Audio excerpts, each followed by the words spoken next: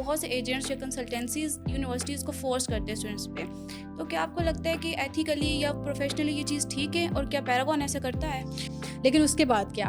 उसके बाद चीज़ें कैसे मैनेज होंगी, कैसे आपने सारे प्रोसीजर को लेकर चलना है, किस टाइम पे बैंक स्टेटमेंट स्टार्ट करवानी है, कैसे फ़ीस पे करनी है। सो दुनिया इतनी बड़ी है, अब तो हम उसको कहते हैं कि दुनिया जो है ग्लोबल विलेज बन गई है, तो उसके बावजूद हम उन्हें गिनी चुनी कंट्रीज़ को क्यों चूज़ करते हैं? स्टूडेंट के पास, वो एक कॉमन पीपल के पास वैसा नॉलेज नहीं हो सकता जो एक प्रोफेशनल के पास नॉलेज है। सो जो स्टूडेंट्स बाहर जाना चाहते हैं उनके लिए आप क्या मशवरा देंगी उनको, क्या आपका पैगाम है?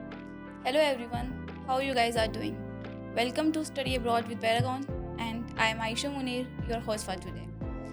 यूजुअली स्टडी अब्रॉड के हवाले से स्टूडेंट्स के माइंड में काफ़ी क्वेश्चन होते हैं कि प्रोसीड कैसे होगा, ऑफर लेटर कैसे आएगा, वीज़ा डिसीजन कब तक आ जाएगा, रिफ्यूज़ल आ जाए तो फिर क्या करना चाहिए, बजट कितना होना चाहिए। तो इन तमाम क्वेश्चंस को आंसर करने के लिए हमारे साथ एक एक्सपर्ट मौजूद है जो कि ना सिर्फ आपको इन क्वेश्चंस के आंसर देंगी बल्कि आपको यूके तक पहुंचा के आएंगी। So let's welcome our guest Miss Sabira Kanwal, who is the deputy head of operations at Paragon Gujarat. So अस्सलाम वालेकुम मैम, कैसे हैं आप? वालेकुम अस्सलाम, अल्हम्दुलिल्लाह मैं ठीक हूँ, आप कैसे हैं? And thank you so much for inviting me here. Thank you so much for joining us. So I think without any further ado, we should start because audience is already waiting. Sure. So I would start with a very common question, ma'am, कि students कहते हैं कि अगर वो खुद apply कर सकते हैं एडमिशन के लिए, then why they need a consultant. जो चीज़ वो फ्री में कर सकते हैं उनके उसके लिए वो पे क्यों करें? क्वेश्चन आपका बड़ा इंटरेस्टिंग है, और जितना स्टूडेंट को आसान लग रहा होता है ना कि हम ये सारा प्रोसीजर कर सकते हैं, उतना ही आसान होता नहीं है। क्योंकि स्टूडेंट को सिर्फ इस चीज़ के बारे में पता होता है कि मैंने अपनी यूनिवर्सिटी सिलेक्ट करनी है और मैंने अपना कोर्स सिलेक्ट करना है। क्योंकि वो तो ऑब्वियसली गूगल पे सर्च करेंगे this university and this course, और वो आपको लिंक्स मिल जाएंगे। उन लिंक्स को आप ओपन करते हैं तो आपके पास अप्लाई नाउ का ऑप्शन होता है कि आप अप्लाई नाउ पे क्लिक करें और उसके बाद आप अप्लाई कर लेते हैं, ऑफर लेटर भी आ जाता है। लेकिन उसके बाद क्या? उसके बाद चीज़ें कैसे मैनेज होंगी, कैसे आपने सारे प्रोसीजर को लेकर चलना है, किस टाइम पे बैंक स्टेटमेंट स्टार्ट करवानी है, कैसे फ़ीस पे करनी है। क्योंकि देखें, फ़ीस की अमाउंट कोई ऐसे हंड्रेड्स या थाउजेंड्स में तो नहीं होती है, तो लैक्स में स्टूडेंट के इन्वेस्ट हो रही होती है मनी। तो उसमें अगर स्टूडेंट की थोड़ी सी भी मिस्टेक की वजह से अगर वो उसकी फ़ीस यूनिवर्सिटी तक ना पहुंच पाए, यूनिवर्सिटी की बजाय कहीं पे स्टक हो जाए, तो फिर उस टाइम पे क्या करेगा स्टूडेंट? पहली चीज़ उसी बात ही आ जाती है इसमें कि interview is the very crucial step in this whole procedure. क्योंकि इंटरव्यू की डिमांड्स, रिक्वायरमेंट्स क्या हैं, ये हमें यूनिवर्सिटीज़ के एंड से पता चल रही होती हैं। यूनिवर्सिटीज़ के एंड से इस चीज़ के बारे में पता चलता है कि for example this is the particular question and this is the particular answer. इसमें आपको ये रिक्वायरमेंट्स हैं, आंसर में आप ये स्पेसिफिकेशंस या ये चीज़ें ऐड करेंगे, देन ही वो आंसर आपका एक्सेप्टेबल है। Student is not aware of this situation. Student बस ये है सिंपल अपना इंटरव्यू तैयार करके इंटरव्यू में अपेयर होता है और उसके बाद उसे रिजेक्शन मिलती है। यूनिवर्सिटी के इंटरव्यू की बात करूँ, काफ़ी सारे हमारे पास ऐसे केसेस आते हैं पैरागॉन में जो स्टूडेंट्स ने खुद अप्लाई किया हुआ होता है। क्योंकि अप्लाई करने का प्रोसीजर बहुत आसान है, लेकिन उसके बाद जब वो इंटरव्यू में अपेयर होते हैं, इंटरव्यू में फ़ेल हो जाते हैं, तो हमारे पास आते हैं दैन कि हमारा इस तरह से इंटरव्यू फ़ेल हो गया है या फिर हमारी फ़ीस टक हो गई है। ऐसे भी केसेस देखे हैं मैंने जिसमें स्टूडेंट आते हैं और कहते हैं कि हमने इस तरह से फ़ीस सबमिट करवाई थी लेकिन वो फ़ीस यूनिवर्सिटी तक नहीं पहुँच पाई, हमारे 3 से 4 महीने इसमें ज़ाया हो गए हैं। तो इसलिए हमेशा जो प्रोफेशनल एक होता है ना, वो हमेशा प्रोफेशनल ही होता है। हम जितनी मर्ज़ी ट्राई करें, हम अपनी डोमेन में तो कुछ मतलब उस लिहाज से करें ना करें, दूसरे के डोमेन में वैसे ही हमें थोड़ा सा ना इंटरफेयर करने की बड़ी आदत होती है। तो अगर हम उसमें ट्राई करें, लेकिन हमें श्योरिटी नहीं होती इसमें कि आप के प्रोसीजर को, अगर तो कोई ऐसा पर्सन हो भी जिसको ईच एंड एवरीथिंग किसी के थ्रू पता चल रही हों चीज़ें, फिर भी उसके लिए time to time updated information उसके पास होना कंपलसरी है। और वो यूनिवर्सिटीज़ के एंड से एजेंट्स को या फिर कंसल्टेंट्स को आ रही होती हैं, इंडिविजुअल स्टूडेंट को नहीं आ रही होती। तो स्टूडेंट को हमेशा प्रोफेशनल को ही हायर करना चाहिए अपने इस सारे प्रोसीजर को डील करने के लिए। क्योंकि प्रोफेशनल आपसे चार्ज कर लेगा बहुत माइनर सी अमाउंट, और उस माइनर सी अमाउंट में वो आपका सारा प्रोसीजर कर देता है और स्मूथली कर देता है। तो उसके अलावा स्टूडेंट को और क्या चाहिए? ओके, सो हम कह सकते हैं कि एक अच्छा कंसल्टेंट जो है वो स्टूडेंट का फ्यूचर बेहतर कर सकता है। बिल्कुल ऐसा ही है। That was actually an interesting answer. So ma'am, आप बहुत से स्टूडेंट्स को जो है वो पर्सनली डील कर चुके हैं। सो आप क्या कहेंगी कि बाहर जाने से पहले स्टूडेंट्स को किन चीज़ों को दिमाग में रख के जाना चाहिए, मेंटली किन चीज़ों के लिए प्रिपेयर होना चाहिए? अच्छा, स्टूडेंट्स, जाहिर सी बात है जब वो कोई स्टूडेंट स्टडी अब्रॉड के लिए अप्लाई करता है तो उसने एक कंट्री से दूसरे कंट्री में मूव होना है।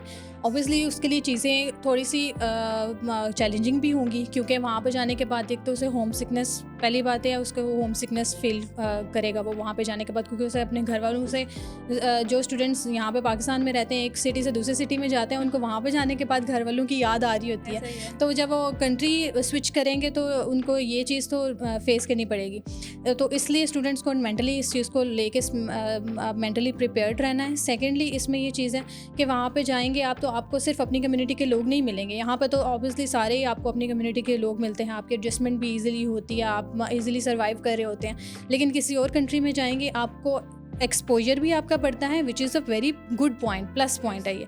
लेकिन इसके साथ साथ आपको कुछ कुछ चैलेंजेस इस लिहाज से भी फेस करने पड़ते हैं कि वो डाइवर्स कम्युनिटी के पर्सनस होते हैं, उनकी अपनी एक डाइवर्स नेचर होती है और उस लिहाज से चीज़ें होती हैं। तो स्टूडेंट को इसके लिए भी मेंटली प्रिपेयर्ड रहना है। एडजस्टमेंट हो जाती है, ऐसा नहीं है कि बिल्कुल एडजस्टमेंट मुश्किल है, एडजस्टमेंट होती है और इवन बहुत अट्रैक्टिव और इंटरेक्टिव होती है। उसमें स्टूडेंट्स काफ़ी इंजॉय करते हैं, हमें बता रहे होते हैं, अपना फीडबैक बता रहे होते हैं कि हम पाकिस्तान से जब हम मूव करते हैं किसी और कंट्री में तो वहाँ पे जाने के बाद जो हमें डिफरेंट कम्युनिटी के लोग मिलते हैं उनके साथ तो हमारी बड़ी अच्छी बॉन्डिंग बन गई है, तो वो काफ़ी इस चीज़ को एंजॉय करते हैं। थर्ड चीज़ इसमें ये आ जाती है बजट के हवाले से, क्योंकि आपने जब एक कंट्री से दूसरे कंट्री में मूव करना है तो ये ऐसी बात तो है नहीं है कि आपको वहाँ पे जाने के बाद सब कुछ कहते हैं ना पका पकाया मिल जाएगा, ऐसा तो नहीं है।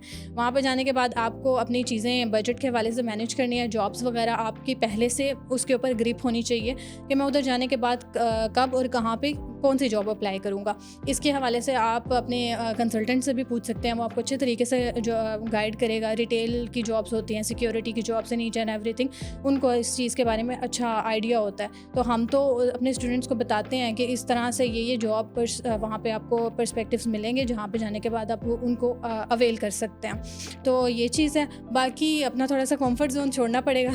जो घर में आपको हर चीज़ इजीली मिल जाती है वो वहाँ पे तो नहीं होंगी, तो थोड़ी बहुत चीज़ों को आपको मैनेज करना पड़ेगा। लेकिन डेफिनेटली ये थोड़ा सा कह सकते हैं अ लिटिल बिट मुश्किल है, लेकिन है बहुत ज़्यादा इंटरेस्टिंग। एग्जैक्टली ऐसा ही है। वो कहते हैं ना कि comfort is a killer of growth. So थोड़ा सा कंफर्ट जोन तो स्टूडेंट्स को भी छोड़ना पड़ेगा। सो नेक्स्ट मैम एक क्वेश्चन है, जैसे अभी हम देखते हैं, सुनते आए हैं कि कुछ ही स्पेसिफिक कंट्रीज़ हैं जहाँ पे स्टूडेंट्स को भेजा जा रहा होता है, स्टूडेंट्स भी उन्हीं को प्रेफर कर रहे होते हैं, ठीक है। सो दुनिया इतनी बड़ी है, अब तो हम उसको कहते हैं कि दुनिया जो है ग्लोबल विलेज बन गई है, तो उसके बावजूद हम उन्हीं गिनी चुनी कंट्रीज़ को क्यों चूज़ करते हैं स्टडी अब्रॉड के लिए? हम क्यों उसको एक्सपेंड नहीं करते इस स्पेक्ट्रम को? अच्छा, इसमें मैं पहले तो ओवरऑल एक बात करूँ कि जितने भी कंसल्टेंट्स हैं उनको पहली बात तो ये है कि स्टूडेंट की चॉइस को प्रायोरिटी देनी चाहिए। स्टूडेंट ने बाहर जाना होता है, हमने नहीं जाना होता। हमने तो बस स्टूडेंट को भेजना है या फिर अपनी थोड़ी सी क्रेडिबिलिटी को इंक्रीज़ करना होता है। जाना स्टूडेंट ने है, उसकी मर्ज़ी, उसकी चॉइस के अकॉर्डिंगली कंट्री भी सिलेक्ट करनी चाहिए। लेकिन अगर ऐसी चॉइस हो स्टूडेंट की जो एट द एंड आपकी क्रेडिबिलिटी को भी नेगेटिव इम्पैक्ट डाले, आपकी क्रेडिबिलिटी पे भी, और स्टूडेंट के लिए भी वो सारी जर्नी मतलब वो हो जाए कि वो उसमें बिल्कुल वो उसमें ये चीज़ हो जाए कि वो लॉस फेस करना पड़े स्टूडेंट को, या वो डीमोटिवेट हो जाए। तो इसलिए स्टूडेंट को फैक्ट्स एंड फिगर्स ज़रूर बताने चाहिए, प्रोज एंड कॉन्स ज़रूर बताने चाहिए कि आप अगर for example this particular country में अप्लाई कर रहे हैं तो these are the pros and these are the cons, now decision is up to you. आप फिर भी अगर इसमें प्रोसीड करना चाह रहे हैं तो आप डेफिनेटली करें। हमारे पास स्टूडेंट्स हम बेसिकली 4 बिग कंट्रीज़ को डील करते हैं, पैरागॉन गुजरात में, UK, USA, Australia and Canada. Students हमारे पास आते हैं, नंबर ऑफ़ क्यूरीज़ में स्टूडेंट्स आते हैं कि हमने यूएसए में, कनाडा में या फिर ऑस्ट्रेलिया में प्रोसीड करवाना है। तो हमने इस चीज़ के बारे में बताते हैं कि अगर आप अप्लाई करवाना चाह रहे हैं आप बिल्कुल डेफिनेटली अप्लाई करवाएं, लेकिन उसमें आपको ये प्रॉब्लम्स फेस करनी पड़ सकती हैं। आपको 3 to 4 मंथ्स के बाद या 5 to 6 मंथ्स के बाद ये चीज़ें फेस करनी पड़ सकती हैं। इसके लिए आप मेंटली प्रिपेयर्ड रहें। और इसके अलावा कुछ स्टूडेंट्स ऐसे होते हैं, हाँ, हमारा अब आजकल वैसे दौर तो इंटरनेट का ही है, लेकिन वो इंटरनेट रह गया है सोशल मीडिया की हद तक। बस वो इंस्टाग्राम पे और फेसबुक के ऊपर रील्स स्क्रॉल करना, बस इस हद तक ही स्टूडेंट्स ने अपने आप को इन्वॉल्व किया हुआ है। अगर वो प्रॉपर रिसर्च करें तो उन्हें फैक्ट्स एंड फिगर्स गूगल पे मिल जाते हैं, मतलब प्रॉपर स्टडीज़ हुई हुई हैं कि कौन सी कंट्रीज़ हैं जो जिनका वीज़ा अप्रूवल रेट ज़्यादा है, जिनका कम है। अब मैं आपको एक इंटरेस्टिंग फैक्ट बताती हूँ। होम ऑफिस की वेबसाइट पे एक रिसेंट फिगर आया है कि जो यूके का वीज़ा अप्रूवल रेट है वो 98% से अबव है। अब एक UKVI की वेबसाइट एक प्रॉपर ऑफिशियल वेबसाइट आपको इस चीज़ के बारे में बता रही है, तो फिर इसमें तो आपकी है ना कि आपने इसको रिसर्च नहीं किया। सेकेंडली, किसी भी कंट्री में अगर स्टूडेंट ने मूव करना है, जैसे हमने पहले चैलेंजेस की बात की है, तो वहाँ पे जाने के बाद एक चैलेंज ये भी हो सकता है कि वहाँ पे जाने के बाद स्टूडेंट को कोई हरासमेंट या रेसिज्म इस टाइप की कोई चीज़ें फेस करनी पड़े, तो स्टूडेंट को इसके ऊपर भी प्रॉपर रिसर्च करने की ज़रूरत है। इसमें भी आपको काफ़ी सारे फैक्ट्स मिल जाते हैं। ग्लोबल पीस इंडेक्स के अकॉर्डिंगली उसका भी रिसेंट फिगर है कि 193 कंट्रीज़ में से UK इज़ द 37th। तो UK में सेफ्टी के लिहाज से भी चीज़ें आपके लिए बेहतर हैं। आप वहाँ पे जाने के बाद आप मतलब काफ़ी सेफ़ अपने आप को फ़ील करते हैं। तो स्टूडेंट्स को चूज़ करना चाहिए अपनी मर्ज़ी का ऑप्शन, लेकिन साथ ही साथ उनको फैक्ट्स और रियलिटीज़ को भी चीज़ मतलब ज़हन में रखना चाहिए, ताकि एट द एंड उनको डीमोटिवेट ना हो या उनको कोई फेलियर ना फेस करना पड़े। जैसे आपने ग्लोबल पीस इंडेक्स को हाईलाइट किया है, सो आई थिंक हमारी जो फीमेल ऑडियंस है उनको नोट लेना चाहिए, क्योंकि फीमेल्स जो हैं उनका सबसे पहला कंसर्न सेफ्टी ही होता है कि कहीं भी जाके उनको हरासमेंट या इस तरह की चीज़ों का सामना ना करना पड़े। एक और सवाल है जो कि बहुत कॉमन है, स्टूडेंट्स अक्सर पूछते भी हैं या उन्होंने इर्द गिर्द देखा भी होता है कि बहुत से एजेंट्स या कंसल्टेंसीज यूनिवर्सिटीज़ को फोर्स करते हैं स्टूडेंट्स पे। तो क्या आपको लगता है कि एथिकली या प्रोफेशनली ये चीज़ ठीक है, और क्या पैरागॉन ऐसा करता है?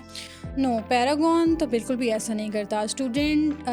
हमारे पास वैसे डेफिनेटली नंबर ऑफ़ यूनिवर्सिटीज़ वैसे ही पैनल पे काफ़ी ज़्यादा हैं, तो जो स्टूडेंट्स अपनी रिसर्च करने के बाद भी यूनिवर्सिटीज़ लेके आ रहे होते हैं, उनको हम ऑलरेडी डील कर रहे होते हैं। लेकिन फिर भी अगर कोई स्टूडेंट ऐसा हो जो ये कहे कि मैंने इस पर्टिकुलर यूनिवर्सिटी में ही प्रोसीड करना है, तो हम सबसे पहली प्रायोरिटी उसी को ही देते हैं, क्योंकि मैंने जैसे आपको बात की है कि स्टूडेंट ने है, स्टडीज़ वहाँ पे जाके स्टूडेंट ने करनी है, तो फ्यूचर उसने अपना बनाना है, हमने तो नहीं वहाँ पे जाके अपना फ्यूचर इस लिहाज से बिल्ड करना। तो चीज़ उसमें ये आ जाती है कि हमेशा स्टूडेंट की ही जो प्रेफरेंस है उसको ही हमें प्रायोरिटी देनी चाहिए। स्टूडेंट अगर अपनी मर्ज़ी से यूनिवर्सिटी या कोर्स सिलेक्ट करता है तो उसी को ही हम उसी को ही प्रायोरिटी देते हैं, अनटिल और अनलेस उसके अंदर हमें प्रोसीजर में कोई अनस्मूथनेस देखनी पड़े। फॉर एग्ज़ाम्पल, हर यूनिवर्सिटी का रिस्पॉन्स रेट सेम नहीं होता। कुछ यूनिवर्सिटीज़ होती हैं जो आपको बहुत अच्छे तरीके से रिस्पॉन्स देती हैं, आपका प्रोसीजर टाइमली हो जाता है, 1 मंथ या मैक्सिमम 1.5 मंथ्स के अंदर सारा प्रोसीजर कंप्लीट हो जाता है। कुछ यूनिवर्सिटीज़ ऐसी होती हैं जिसमें ऑफर लेटर के लिए ही आपको 1 मंथ तक वेट करना पड़ता है। तो ये चीज़ भी बताना मेरे ख्याल से तो कंसल्टेंट की रिस्पॉन्सिबिलिटी है कि आप आंखें बंद करके ये ना बोलें उसको कि ठीक है, फॉर एग्ज़ाम्पल आपने इस यूनिवर्सिटी में प्रोसीड करवाना है तो आपका हम कर देंगे। उसको फैक्ट्स भी बताएं कि अगर आपने इसमें प्रोसीड करना है तो आपको इस तरह से चीज़ें फेस करनी पड़ सकती हैं। तो ये चीज़ें जो हैं वो स्टूडेंट को देखनी चाहिए, लेकिन फिर भी अगर स्टूडेंट अपनी मर्ज़ी से उसी भी यूनिवर्सिटी में करना चाहता है तो हम कर देते हैं, क्योंकि definitely decision making power student के पास ही है। ओके, सो यूनिवर्सिटीज़ के अलावा कंट्रीज़ को भी आप उस तरह से फोर्स नहीं कर सकते, वो भी स्टूडेंट का अपना डिसीजन है। आप सिर्फ गाइड करते हैं, बाकी decision at the end student का अपना है। हाँ जी, देखिए, फैक्ट्स एंड फिगर्स बताना हमारी रिस्पॉन्सिबिलिटी है। हम फील्ड में बैठे हुए हैं, हमें चीज़ों के बारे में आइडिया है। स्टूडेंट के पास, वो एक कॉमन पीपल के पास वैसा नॉलेज नहीं हो सकता जो एक प्रोफेशनल के पास नॉलेज है। नॉलेज ट्रांसफ़र करना इज़ आवर रिस्पॉन्सिबिलिटी। आगे से decision making is entirely student के वो ऊपर है कि वो क्या करना चाह रहा है। कि एक और बहुत कॉमन क्वेश्चन है स्टूडेंट्स का कि what happens if they get reject, university rejection आ जाए या फिर वीज़ा रिजेक्शन आ जाए, क्योंकि स्टूडेंट्स ने बहुत हद तक अपने इमोशंस इन्वेस्ट किए होते हैं, अपनी मनी इन्वेस्ट की होती है, और हम इन दोनों एस्पेक्ट से भी अगर देखें तो कितना लॉस होता है स्टूडेंट को अगर वो रिजेक्शन फेस करता है। और दूसरा ये भी है कि स्टूडेंट्स जो है वो बहुत ज़्यादा ये भी चीज़ों को अपने दिमाग में बिठा लेते हैं कि अगर हमने जो है वो अप्लाई कर दिया है तो हमारा जो है वो जाना ही जाना है, क्योंकि वो जब एक दफ़ा अप्लाई कर देते हैं तो अपनी सारी रूटीन छोड़ के जो है वो यूके को अपने दिमाग में बिठा देते हैं। इवन उनके ख्वाबों में भी यूके ही आ रहा होता है। सो आप बताएं कि इस पूरे प्रोसीजर में उनका अपना कितना लॉस होता है, इमोशनली या फिर फाइनेंशियली, क्या चीज़ें जो है वो किस तरह से चलती है? इसीलिए कहा जाता है कि आपका कंसल्टेंट अगर आपको कोई पर्टिकुलर कंट्री या फिर पर्टिकुलर कोई यूनिवर्सिटी अगर आपको सजेस्ट कर रहा है तो उसको फिर अवेल करना चाहिए। उसके सजेशन को, मुफ्त का मशवरा जो है वो ज़रूर अवेल करना चाहिए। वैसे तो आजकल अगर हम अपनी कम्युनिटी के लोगों को देखें तो वो अपने कपड़े सिलेक्ट करने से लेके अपनी शादी तक अपनी मर्ज़ी से कर रहे हैं, लेकिन इतना अपनी लाइफ का ये बड़ा डिसीजन है जो आपने इतनी अमाउंट इसमें इन्वेस्ट करनी होती है, उसमें भी आपको डिसीजन मेकिंग करनी चाहिए ऐसी जो वर्थ इट हो। मतलब ऐसा ना हो कि एट द एंड आपके लिए चीज़ें मुश्किल हो जाए। अगर आप किसी ऐसी कंट्री में अप्लाई करेंगे जिसमें आपको पता है कि आपका एट द एंड चीज़ें आपकी मुश्किल हो जाएंगी, तो फिर तो आपने बेशक जितने मर्जी इमोशंस लगाए हुए हो आपको सफ़र तो करना पड़ेगा। इसलिए इस चीज़ को अवॉइड करने के लिए ज़रूरी ये है कि स्टूडेंट अपनी प्रोफाइलिंग पे अपनी स्ट्रॉन्ग प्रोफाइल के ऊपर फोकस करे, अपने डॉक्यूमेंटेशन जेन्युइन डॉक्यूमेंटेशन के ऊपर फोकस करे, अपने क्रेडिबिलिटी के ऊपर फोकस करे, अपनी चॉइस के ऊपर फोकस करे कि वो जो चॉइस कर रहा है क्या वो राइट है या रॉन्ग है। तो अगर तो वो उसकी चॉइस राइट होगी तो उसको डेफिनेटली उसका जो आउटकम होगा वो भी पॉजिटिव मिलेगा, उसे किसी भी लिहाज से कोई सफ़र करने की ज़रूरत नहीं पड़ेगी, ना मेंटली, ना फाइनेंशियली, ना ही इमोशनली। तो ये चीज़ है। अगर तो ऐसा नहीं होगा फिर डेफिनेटली आपको फेस तो करना पड़ेगा, फिर उसको फिर आपको ओवरकम भी करना पड़ेगा।